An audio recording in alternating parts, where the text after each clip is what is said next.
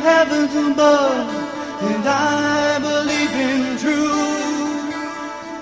I believe in the love we have, because I believe in you.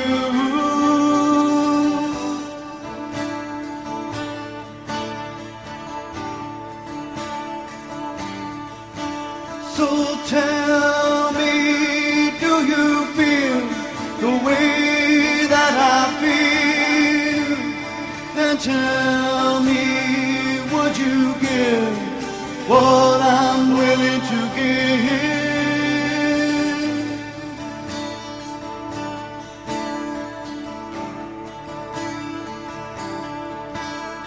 And I believe in honesty, and I believe it's true, and I believe if you set it free, it will come back to you. And I believe that things were meant to really be, and I believe in the love we have, because I believe in you.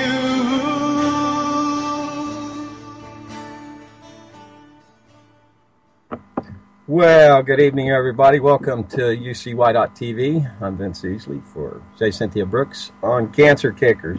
Looks like I may be stood up. My guest is not showed up just yet. So hopefully he's going to get here. Because this is a subject that I really find myself to be kind of lacking in, and something I was very interested in hearing. So, let me say, yes, Jules, let me have the phones.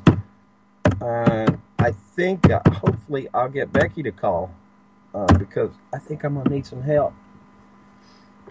And let me jump over here and, okay, since I'm completely distracted. All right, so today we're going to talk about, I think, body harmonics and disease frequencies, and that was the topic of my guest, a longtime listener and participant here at UCY.TV, who, when he does show up, I'll have him introduce himself. So every object has a natural vibratory rate. This is called its resonance. One of the basic principles of using frequency as a transformative and healing modality is to understand the idea that part of the body is in a state of vibration. Every organ, every bone, every tissue, every system, all are in a state of vibration. Now, when we are in a state of health, the body puts out an overall harmonic of health. However, when a frequency that is counter to our health sets itself up in some portion of the body, it creates a that we call disease. I may like to read more from this site, alteredstates.net, Barry/newsletter 420. So I have, thankfully, I have some links lined up. As I said, I am very much not too up on this. It is, like I said, a topic that is very interesting. If I can quote the Bible, God said at creation, and so His very voice spoke into existence creation. So, healing with frequencies, to start, let us say that everything, okay, ordained, He is there, all right. So, I'll be bringing Him on in just a minute. To start, let us say that everything is in vibration, from the chair that you may be sitting in, the paper, the mouse you're holding, everything is in a state of vibration. This is not a new idea, and some ancient mysteries have known this for many a millennium. But now, your scientists are beginning to understand this and agree. It's a wonderful start, isn't it? Indeed. So let me go grab my guest and just a second. I'll bring you in. If I can talk and type. Let's see.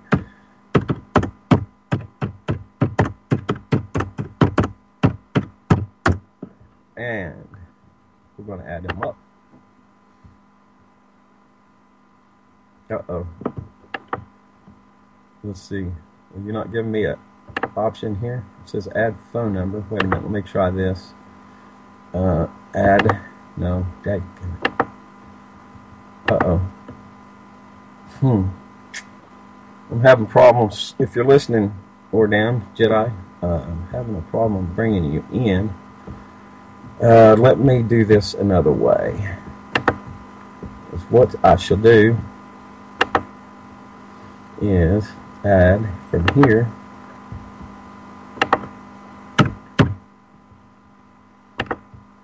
And I think we may bring them in this way. Sure enough, it's a ringing. Becky, I appreciate you. You put a lot of good posts up today concerning healing oneself with cancer, if I can use that word, healing. I like to say correcting the problem. So we do have our guest on. I'm glad you could make it. Thank you.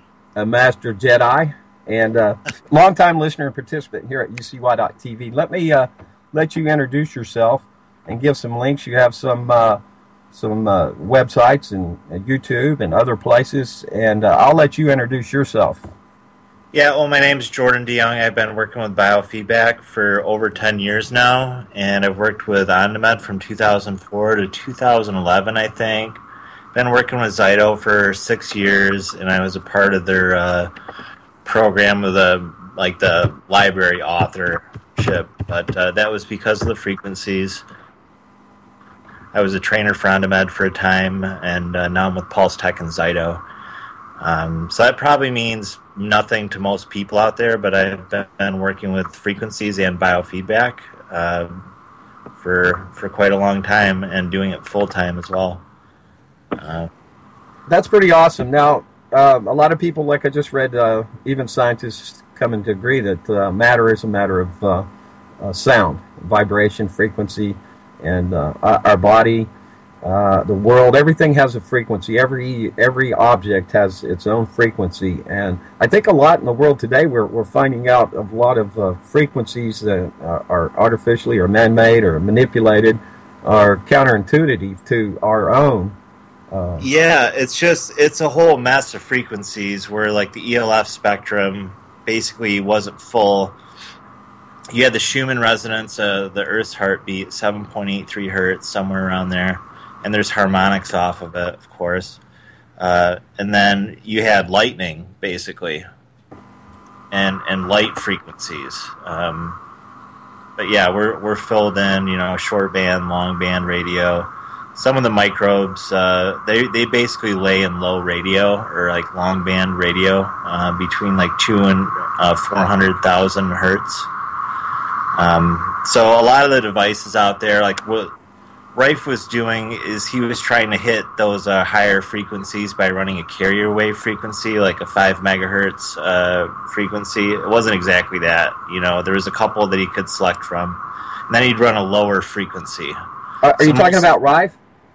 Yeah. So if you want to talk about Rife and frequencies and ranges and stuff, I don't know what you exactly want to talk about. Like the thing that's different about what I'm doing generally is I'm supervised by doctors. Everyone gets normal blood work done and normal X-rays, and so it's not without references.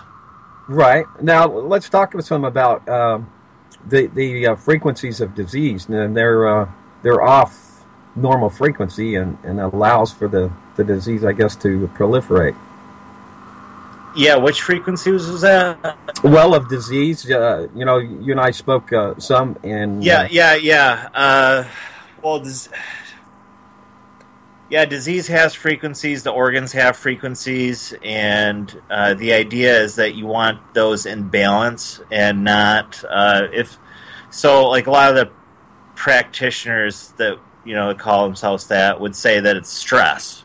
And what stress does mean is that there's high deviation ratios, high levels of resistance, with the signal of the organism. The signal in the Zyto is binary, and if it's from, the OnDemand or if it's from the pulse technologies, then it's all those are two different things. But it's either longitudinal, which is like what Tesla was working with a lot, or like a PEMF. So it's a real measurable signal in frequencies. Now, do you have something Do you have some frequency playing in the background right now? No, I don't. Okay, well, we're getting some frequency, but that's okay. So, Okay. somebody thought it might be an airplane or a UFO. No, I'm sure it's I'm sure it's feedback. I'm just off of my computer mic right now. That's okay. I think we can live with it. So, tell me some about the procedures that you're involved with as far as frequencies in the clinical work that you do. Yeah, so what my job is people sit down for an hour, and I basically have to set up questions to ask their body. So it's a muscle testing in a way with the Zyto, but I'm not involved with it. And the signals are binary signals, like a JPEG image. There's a bunch of different images for different, be it frequencies or supplements or hormones, or it could be dental or spine, or there's really like 64 or about 70 categories of different boxes of the medical world, Eastern and Western, and I'm trying to figure out what questions to ask the person, and then if I get a high level of response, that's reported to the physicians, and then blood work is done accordingly. So it helps them be a better guesser. So instead of like people come into a doctor's office, they fill out like a little questionnaire report or something like this. This is a subconscious questionnaire. And you're speaking in a familiar frequency language, which is familiar to the subconscious, and it's familiar to everything, except most of our conscious perception today. So you have a machine that you use, and I guess that feedback. Yeah, that's Zyto. That's a Class 2 biofeedback device for galvanic skin response assessment. Is that based on diagnostic? I'm sorry. Is that based on some of Dr. Royal Raymond Rife's work? No. If you know Reinhard Voll. I do not. Matter of fact, if you could drop any links, if I can distract you and drop any links to me in Skype, and I'll pass them along here in chat and add them to the post as well in the comments. So as we're going along, as you get a chance, let's see. I don't have your YouTube page right in front of me. Which is Ondamed Jedi, ONDAMEDJEDI, and it doesn't have to do with the company. The name is Latin for wave medicine. You know what? I absolutely did not know what that meant. Yeah, well, a lot of this technology, you hear about wave technology, or this thing is made with wave technology. There's plasma structuring and used in sometimes curing processes, and there's PEMF applications for sterilization of foods. And some of these studies that you have to find for like electrical medicine are for animals. So, okay, yeah. The idea when you do a muscle test or an energy medicine test is that something is put into your circuit to modulate the circuit or change it. And what Reinhard Voll kind of had, like a little revolver thing that you'd slide a couple different tubes in. These tubes were placed in the circuit of the body, and then this this thing would light up and sound if there was a response there with that substance. So it was very direct. It's based off of, I think, radionics, which goes back 5,000 years in India. It's been around a long time, and it's been, recently digitized, in about 1950. With like a lot of this stuff isn't known. George De Loire. I'll pull it up. What about? I'm looking at some of your videos you posted here. Truth Hurts 1814. Oh yeah, I posted a lot of Truth Hurts stuff. I mean, it's easier when I don't have people asking me questions or converting me or throwing holy water on me or whatever they want to do. It's easier kind of without that. And regeneration, lecture, energy med, anti-aging. Yeah, that was Robert O. Becker. That was something I mentioned on a show. Then Charlie picked up on it. He read the book and he did a good piece on the body electric. And what Robert O. Becker discovered is that when an injury is healing, it emits a current that is measurable.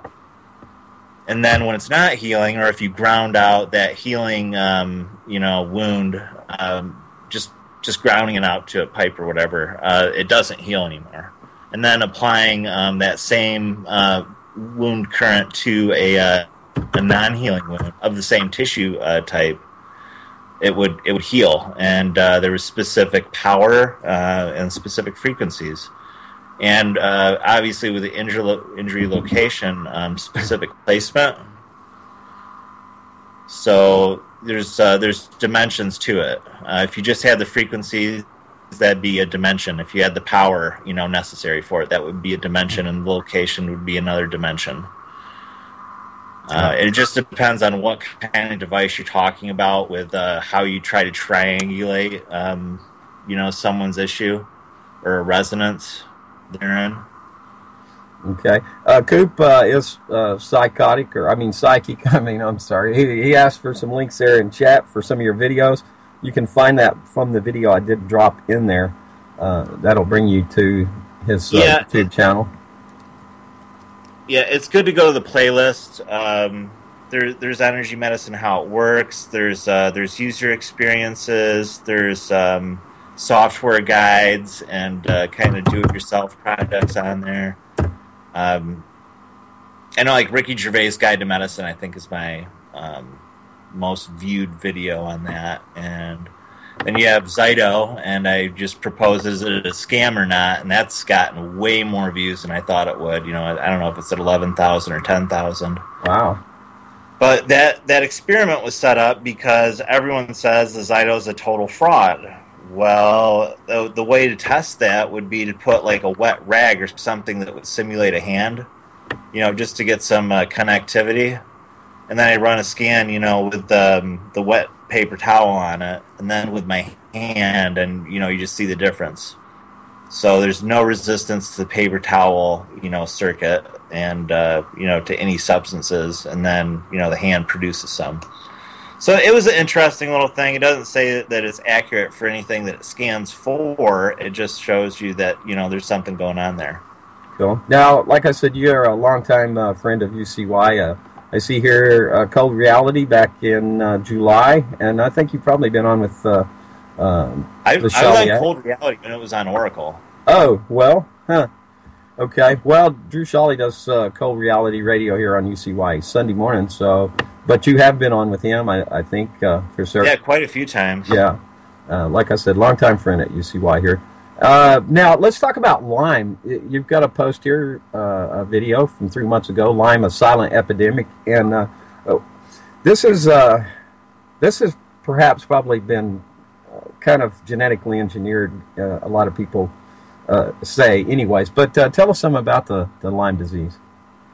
There's a lot about it. I guess in 1994, I think it was, Alan Steer took and patented 2 of these outer surface proteins that they were using to test for the Lyme. Something that was like cheap, like $30, $25 Western blot at the hospital. And now it's these, they left 2 in there, but they don't come up. Like maybe 1 in 10 is accurate. So the testing is ridiculously expensive for it, and that's if, like, you're lucky if you have Borrelia burgdorferi. Because there's 22 other types in the Zyto, and I think there's at least 100, that they've identified. And Russia's been good about, identifying new strains. All strains of Borrelia are also pathogenic. They're never symbiotic. They will it just depends on, like, if you're talking about the American Lyme. Are we talking about that? Yeah, I guess it was discovered sometime back, maybe I can't remember where. It's been a few decades ago, and it got its start. I believe it was, they say, was in some air ducts. Yeah, Lyme County, Connecticut. It was discovered by Willie Borgdorfer, and that's his somehow an official name is Willie. And he looked right under a microscope, and he's got an interesting job background, I think, with some of the government guys, and he found it right away. So that's interesting in itself, whether it's a creation or not, because all these it was discovered because teens were getting rheumatoid arthritis, and parents demanded answers for why, and it was not something that you think, like a toxic waste spill or some industrial pollutant. It turned out to be inside this little tick. So our ticks here, they carry the Lyme seemingly from generation to generation now, which is new. Like Lyme in Africa, a tick has to bite an infected individual or animal and transmit it within 3 days, or else I think that spirochete dies inside the tick. But ours seem to be resilient to that. Another thing about the American Lyme is it doesn't just affect knees, or it doesn't just affect nervous tissue. It seems to go to pre-existing problems, scar tissue, or it's usually cardiac or neurological, and it can move, and you can have different symptoms on any given day. And the range of symptoms, it's called the Great Masquerader. Syphilis was called the Great Imitator. They're in the same, I think, at least family. They're pretty close related. If you pull up Google images for syphilis and Lyme disease, they look nearly identical. And it's the same problems, where it masquerades as so many diseases that doctors running by protocols, and they have to do that, and by their rules right now, will name it as so many other diseases besides Lyme. Because the Lyme is, outputting these other characteristics, and medicine today is based on symptoms that you know about. It's not, some kind of a scam. Well, I don't know why that I've got this background noise. I have no idea where it's coming from. But anyways, a couple minutes late for the 420 report from the Buzz Beaver. Let me ask you some about the cannabis plant. And does frequency have anything to do with its ability to, in the correlation and correction of cancer care? Well, I anticipated this coming up, and when you have good circulation, which I think if you're running, supportive frequencies, and alongside any drug or any remedy, you're going to increase circulation of that remedy.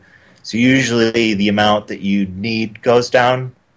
That's been fairly typical with blood pressure medications and other medications, is that improved circulation reduces the need, and people will, it's usually less is more than it was before. Okay, so what about as far as, well, I kind of lost. So, I mean, like if you put pads on a certain location, if you had ovarian cancer and we're stimulating movement with a frequency in that area, I think you can influence the movement of a material to that area specifically. So that's a very interesting application for and use of what you're talking about. Okay, and does that have anything to do with the cannabinoid receptors in the brain?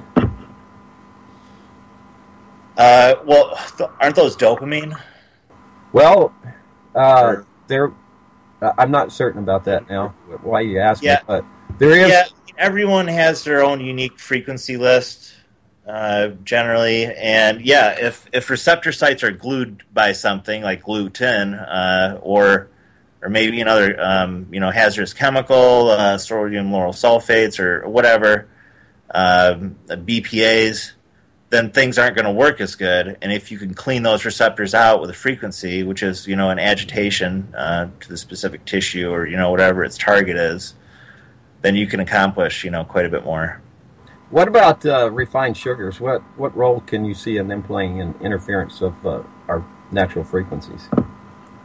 Well, the whole thing with I don't know anymore. I don't know if it's so much of a problem with what I have, but the old thing is that it's a GMO. No matter how you slice it, if it's real sugar, then it's like sugar beet sugar instead of corn sugar, and it's a Monsanto sugar beet. So you're still getting the Bacillus thuringiensis, but there's frequencies for that now too. So it's bad.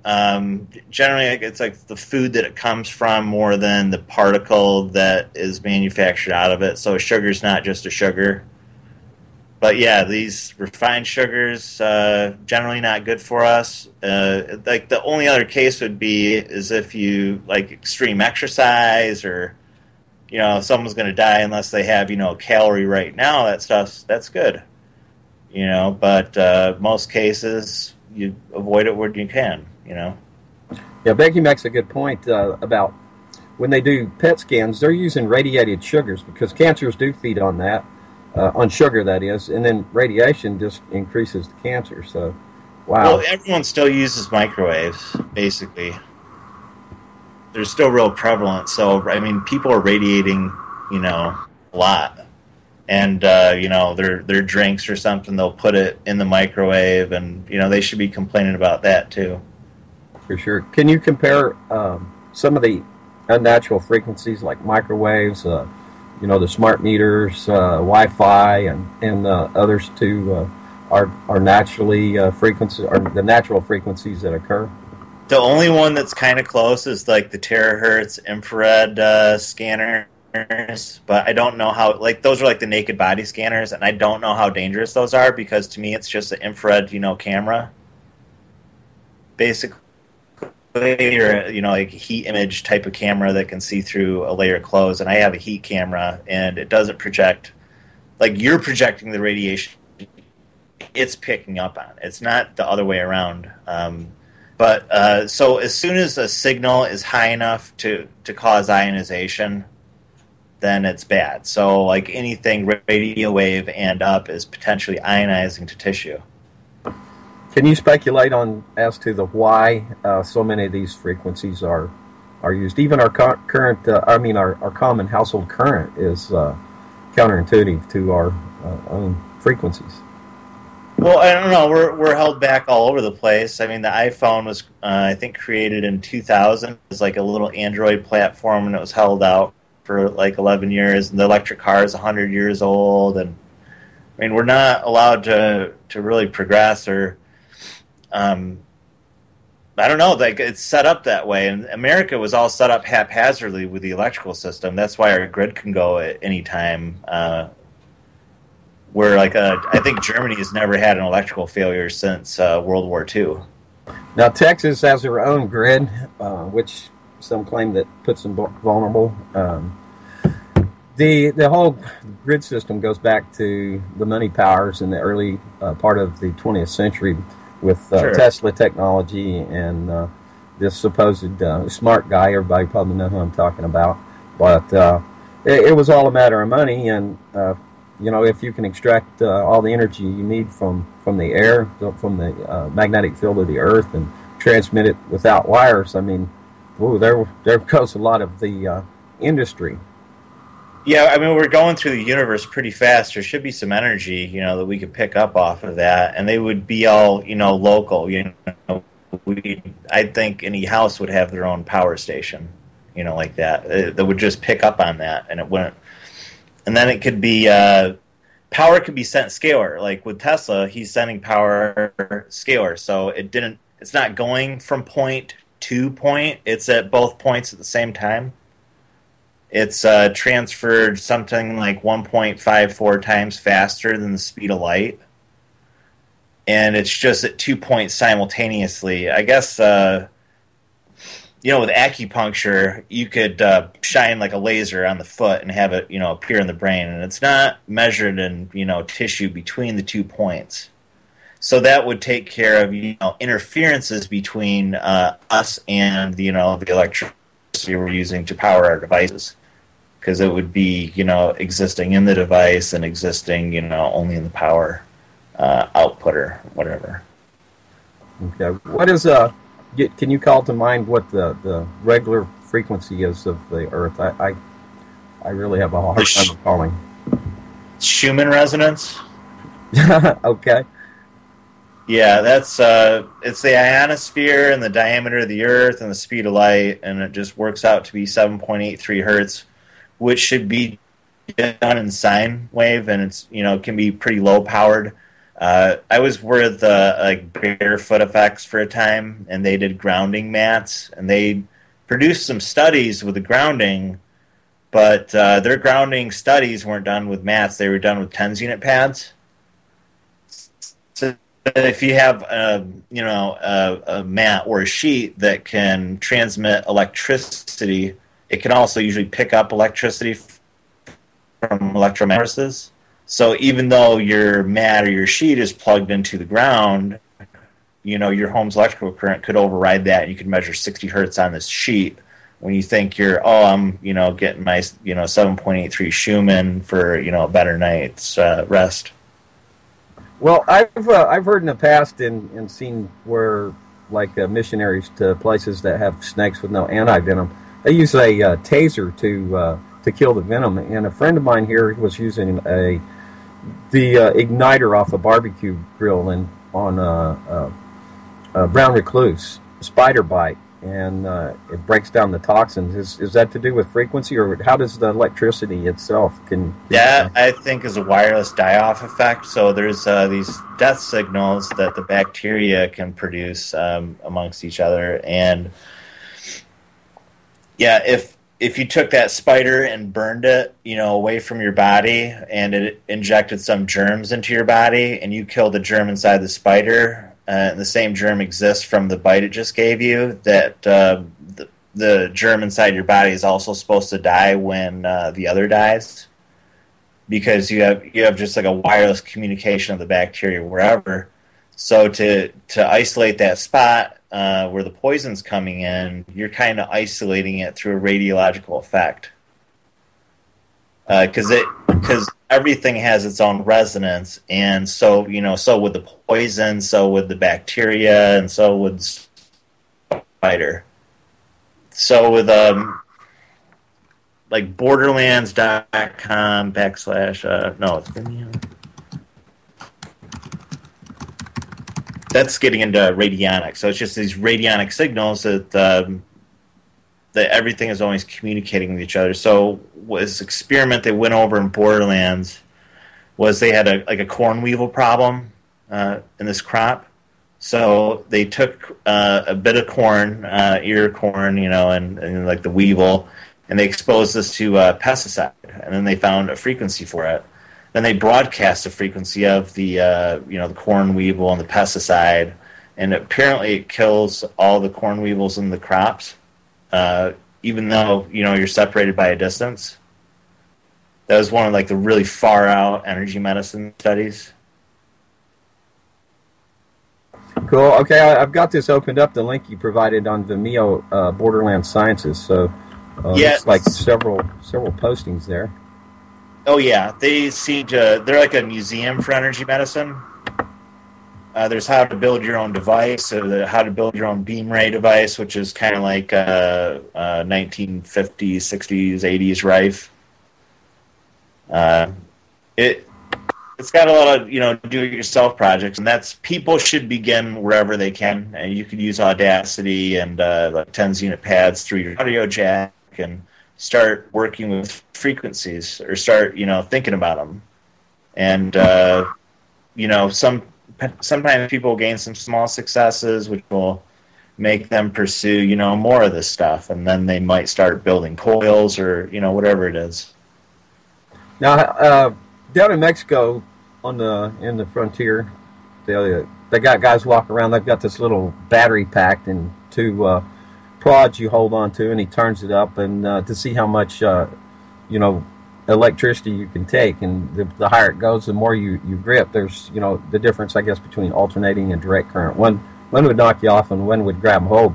Are you familiar with that box I'm talking about? Is that called like a field phone?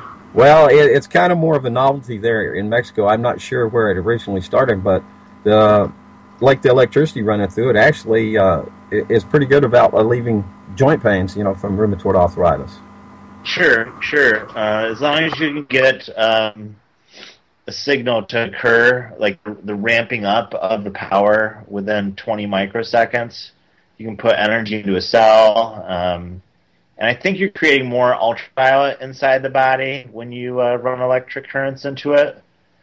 And the ultraviolet, there's a lot of studies with that and how that kills, say, like viruses or bacteria. So there's a lot of ways that this stuff can work. Energy medicines, even like gravitational, therapies, which would be like inversion. Now, how does a TENS unit work? A TENS unit works by basically sending in a pain signal that your body sends out to your brain, but it sends it in higher power to mask your body's pain signal. So it's not doing anything for the issue; it's doing stuff for the pain.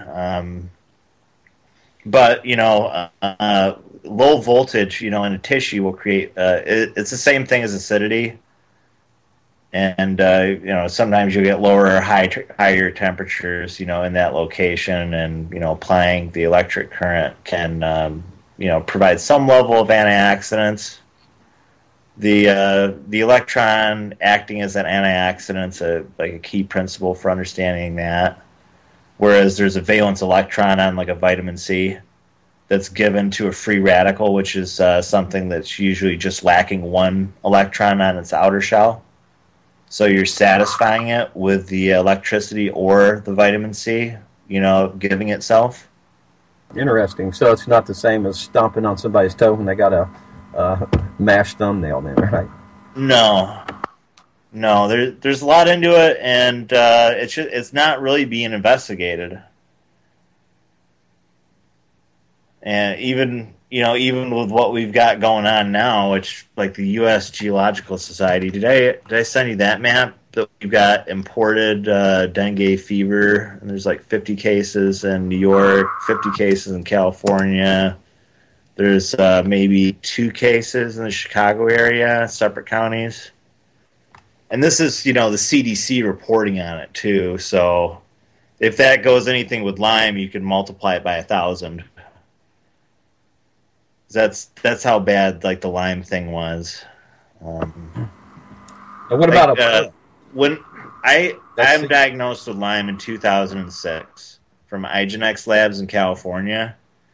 And I was negative for the normal hospital Western blot, but I think I had 5 bands positive through IGeneX. And at that time, no one in Michigan officially had Lyme at all, but with the dogs, we were the second worst state in the country for dogs. So even though these diseases, they're identical between humans and animals, there can be some gigantic politics at play. Okay, now you said that Lyme kind of was like, was it syphilis or gonorrhea? It's like syphilis where it masks symptoms of diseases or it mimics symptoms of diseases. Okay.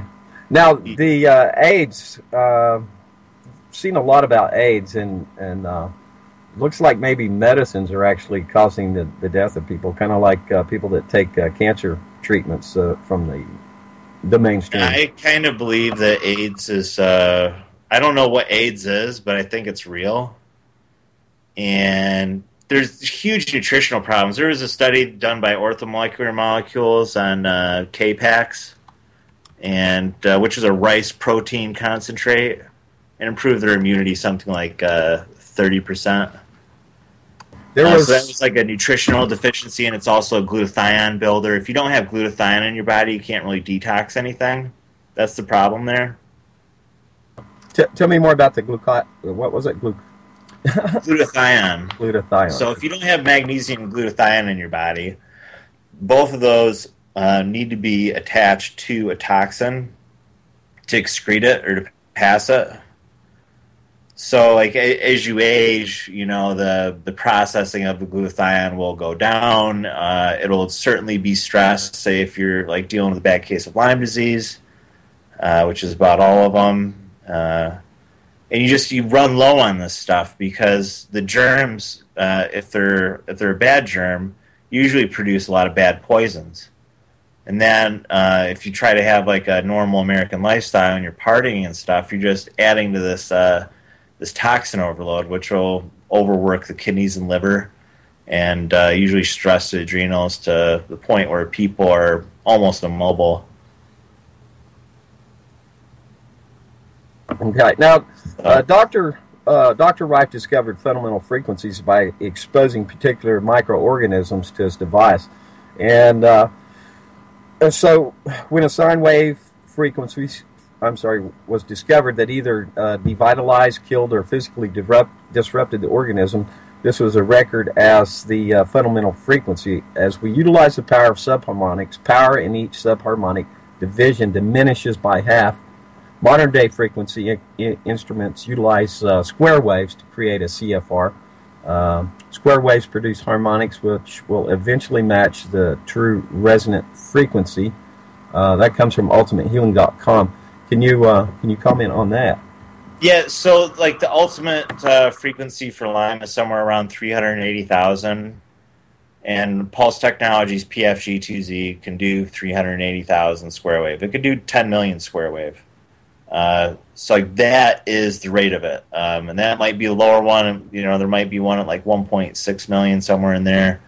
And what he's talking about with a harmonic is if you go like one down from there, you're at like 190,000. So then you just need one harmonic, to get up to the true destructive rate. And the further down you go from there, the longer you have to spend generally on the organism. So if you had the true frequency, right away, 380,000, which I guess some of the new plasmas are doing from them, you could get things done maybe in a minute. I usually work for 3 minutes, and I'm in the 50,000 hertz range generally. I work between 20 and 90,000 for the most part. And I'm about, 3 minutes to get that resonance destructive effect. And to get a destruction is not only a good goal, because there's a point where it's oscillated to death, but it hasn't exploded, which would expose the body or the tissue around it to the toxins inside the bacteria. So there's supposed to be a time. We're trying to figure out like the time that you have to expose these microbes to, and different ones will have different lengths of time to where you're shutting it off, but you're not making it explode. So if you're doing something like colloidal silver, that's exactly what you're doing, is you're plugging an oxygen receptor site with a diatomic silver molecule that suffocates it, but it doesn't, like an antibiotic will eat the outside. It usually will eat the cell membrane or disturb the cell membrane, which you have a release of toxins from the bacteria again. But if it's a colloidal silver, then that's of the proper size, then it will just suffocate, and you don't deal with as many toxic effects. So the whole thing with Rife is that there's this problem, and we're going to kill it. And people forget about supporting their own frequencies, which is more of the body electric, tissue, wound current frequencies that are so important. It's like when we do like a war on our disease, we have to remember that it's in our body, which we have to take care of. So like having the glutathione, the right amounts of amino acids, and especially like 3, 6s, and 9s in our bodies to structure the right membrane materials. Because if our cell membranes don't have the right materials, you can just forget it. It won't expel toxins. It won't intake minerals. So just to think of the fats first with nutrition, it's hard to say that's first, but it's very important. So the nutrition and the frequency should basically go together. I think Rife worked with standard process when he did his frequency, so he was creating some of these effects, I think, probably like Cataplex or some of the other immune formulas where he's helping those work better. Not in the rats, of course, but I think in the people. And there was always a healthy set of frequencies he would run, which have been used throughout. So Rife ended, in like 46. He had John Crane. John Crane took it from plasma to plasma and contact, mostly sold contact units. I think maybe 50,000 in Mexico. I guess 35,000 cases, according to his frequency polarity research manual, is what that's called. So 35,000 cases in Mexico, through basically John Crane's training of, those little devices. So, like, the whole myth is that, Rife stopped, that's it. But Crane continued, through the 90s, and you have other people in there as well, and work being done abroad. Okay. Now, is there any danger for somebody building their own frequency machine and, applying frequencies to themselves? As long as maybe if you're under that 1 megahertz, or is there any chance of... Well, you generally want to stay under 300,000 because that's where the radio frequencies began. And I know you're under the destructive, the exact destructive resonance for, the microbes, but it doesn't ionize tissue at all. So you're generally below 300,000. With the plasma builds and things like that, you can get into some very specific things. Whereas you don't want to signal light off of mercury because then you'd be essentially like a fluorescent lamp. And I believe, our exposure, our sensitivity to the fluorescent lights have to do with the reflection off the mercury that's inside, or the poisons that are inside those lights. So you have to build it like this noble gas generally, and some of the ones like the low heat ones like helium, I guess, which are in a lot of the units. You can run those things for about 2-3 minutes at a time, and then you have to shut them off because they're getting so hot. You want xenon in there. Xenon produces the ultraviolet. And you need a quartz tube to signal an ultraviolet through. And I keep on saying ultraviolet over and over again because biophotons, our light emissions, always exist in the ultraviolet and then, visible color, infrared. So, but there's always an ultraviolet component. And if you're working with like a leaded glass tube, lead will block the ultraviolet. So you're blocking, your body's preferred signaling. And then sometimes you're working with usually high voltages with the plasmas, so there's danger there with building them. But if you know what you're doing, yeah. Now, what role would iodine play in any of this? Well, it's antibacterial, and it's good for thyroid in guys, and then the ovaries, breast, and thyroid in women. But that's just like more of a question that I ask like the Zyto. I'll run like a full nutrition scan, and then you just see what minerals are reactive, and usually the ones that they've been taking are so low that they don't really need them anymore, and there may or may not be a need for iodine. I like kelp supplements. Like my selenium supplement is actually a kelp supplement. There's quite a bit of iodine in that. So you have to kind of check, Yeah, the reason I asked is back in the 70s we've seen a shift in our breads from having iodine to being replaced with bromium. And is there any correlation there with as far chromium? as bromine? Oh, bromine. Or bromine. I don't know what the relationship is. I know, iodine is the only thing that ran so low in people, they put it in salt. Unfortunately, table salts is just, basically what's left over after some processing, as opposed to some natural ancient main salts like the Celtic sea salt or the Himalayan, which has so many more trace minerals. A lot of those don't have a lot of trace minerals, though. Like, compared to a coral calcium or humic acid or fulvic acid, you're really not dealing with near the amount of trace minerals as you're thinking. It's usually very low. I would have thought that as well. Now, with the Fukushima and just the general pollution of the ocean, so sometimes we may be trying to find maybe something a little different than kelp, especially if it's from the Pacific Ocean specifically. Would you have any suggestions? Yeah, I don't know. With radiation, some people are not reactive to it, some people are.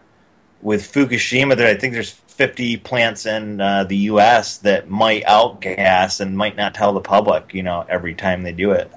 So we have like a huge toxin, industrial waste problem that's happening here. Like 3 million people's waters were affected when they fracked underneath the Ohio Basin. The BP oil spill in Lake Michigan was just this last year. And it's fucking sick. Extremely, yeah, it's very. Really bad. It seems like, there's just so much is going on that's really just against life here. That it just seems like it can't be accident. I mean, they got to know, people that are involved in high levels got to know the poisoning going on. And Jeff Weferson this morning starts off here Saturdays on UCY.TV on the Brink. Very good program this morning, and he covered a lot about the parts per trillion, and I forget what the some of the components were, but the ocean's just a toxic soup these days. It seems. I think nature will clean it up a lot quicker than everyone realizes, but at the same time, it's a war going on right now, and I don't know if these microbes that we're getting right now are natural, man-made, a combination of both. Once it gets released into nature and into people's bodies, it will mutate, to their specific heavy metals and their specific body chemistries. Yeah, there's a major problem going on. I distill basically all my water, and then I might add minerals to, a couple of, some of it, and drink the other, bit of it clean. And I'm just always trying to detoxify myself, and then, fight for clean food. And I take a lot of chlorella. So I got 5-pound bags. I mean, I'm not dealing with little pill bottles of it. It gets pretty pricey, doesn't it? If you're trying to go to a health food store and buy all this stuff, I mean, you can break the bank pretty quick. So there is some alternatives, I guess. Yeah, like my vitamin C, I get it from a bodybuilding place called hardrhino.com. I get my MSM and BCAAs from there. BCAAs are generally like leucine, isoleucine. They can be good for viruses and rebuilding collagen, and so are like the MSM and vitamin C, as well as being antioxidants. And the essence MSM is sulfur, and sulfur is like the number one mineral for joints. If you're wondering about that, natural foods. I'm sorry. I go to the feed store and get MSM there, 1 pound tub for $10.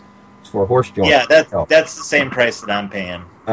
That's pretty good. Now, I have a question in chat from Becky, and she has a question for a fellow. She says, what makes one reactive and one not to radiation? I think they're starting to discover, certain gene expressions. But you have to just go look at Chernobyl and what's happening there. Because, there was a lot of radiation sickness. There's freak animals being born. But the ones that exist there today, be it horses, moose, wolf, bald eagles, the fish, they're reproducing in higher numbers, and it's a good ecosystem, albeit a very irradiated one. I mean, who would thought? They thought that place was going to be the dark side of the moon for like 10,000 years, right? Wow. Now, the reason she said that, they passed out some iodine tablets here a couple of weeks ago in her part of the world. It's 10 miles from a nuclear power plant. And what about these iodine? My friend worked on a nuclear sub in the Navy, and he's just took charcoal pills, or he wore like a charcoal thing on him. The charcoal is very good at absorbing radiation, and salt was credited to the people surviving like Hiroshima and Nagasaki, people with a high salt miso diet, which also had a lot of seaweed in it. So you had like the iodine plus the salt. That was pretty good for radiation. But yeah, I love charcoal. That's very interesting stuff. Yeah, activated charcoal is used in hospitals for people that overdosed. It's a great absorber of toxins. That I had no idea that it also worked for radiation. So yeah, if it worked for radiation, it would probably work better than like aluminum tinfoil hat would, really. I have my tinfoil hat on now. Thank you. Yeah. It's good for a fella. Yeah, so So with the Lime, when I started out, there was one frequency, and we were hitting a subharmonic of about like 740 hertz.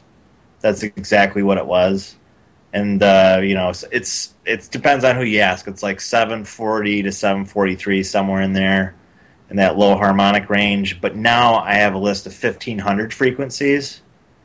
It's just all these places it can mutate to. With viruses, I have 1,000 frequencies for viruses. From the lists are for like H5N1, and then I've got the hemorrhagic fevers. I'm not going to name them, but and then there's hepatitis and herpes, series viruses, and there's 1,000 of them, and these colonies are always mutating, and so the frequency is so much easier to adjust than like a prescription or something else, which they also are doing. Have you heard anything about xylitol recently? I have not. Okay, taking xylitol 6 times a day was as a gum or any way you have it is supposed to keep germs from sticking to tissues. Xylitol, is that like an ingredient in gum? Bubble gum? It is if it's a germ killing gum. Okay. So if it's anti-germ gum, like fresh breath gum, then xylitol could be in it. It's good. It's a northern plant, which is good for me. I like historical, plants, but it seems to be the one that kills some types of staph, some types of it, but then it prevents any, biofilm, which is like a collection, like a germ colony, which are all over our bodies. Prevents that from sticking to the tissue. So if it can't stick to the tissue, it can't hurt you as much. That's pretty interesting. What plant does that come from? And also, before we run out of time, do you have any? Do you have a link that for all the frequencies you're talking about? Do you have a place that you share your work? DeYoung Health Consulting on Facebook. I'll get the link for you. Okay, drop that in. And while you're doing that, let me. Okay, I think you just dropped that, and I'll drop that in chat before we bug out. Then let me share, coming up at 8 o'clock tonight, I'd like to encourage everybody to stick around. Come back. The Ocelli effect is at 8 o'clock on the East Coast. And tonight, Mr. Ocelli welcomes back the legendary Miss Maria Heller, known worldwide as the Mouth That Roars. She is a pioneer of alternative media and a unique voice encompassing spirituality, philosophy, and politics. And that's tonight here on UCY.TV, 8 o'clock on the East Coast. And I'd like to encourage you all to come back. Chuck is a great orator.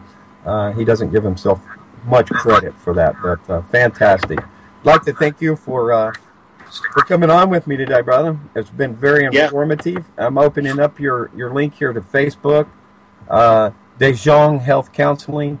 We'll pop that over to chat. Anybody on Facebook would like to come in. One more thing is that hedge maple buds seem to have a big antiviral activity, and they're indigenous about everywhere in the United States. What's the name of that again? Hedge maple. Okay. They have little maple trees, twirly birds that come off of them. Yeah, sure. So there's different types. There's a lot of activity and free for everybody.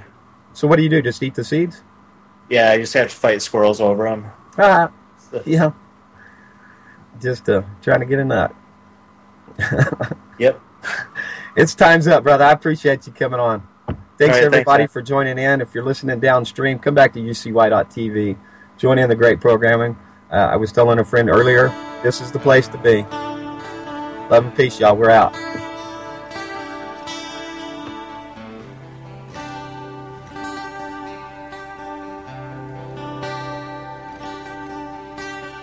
I believe in angels, and I believe in you. I believe in the simple things and everything you do. I believe in the heavens above, and I believe in truth. I believe in the love we have, because I believe in you.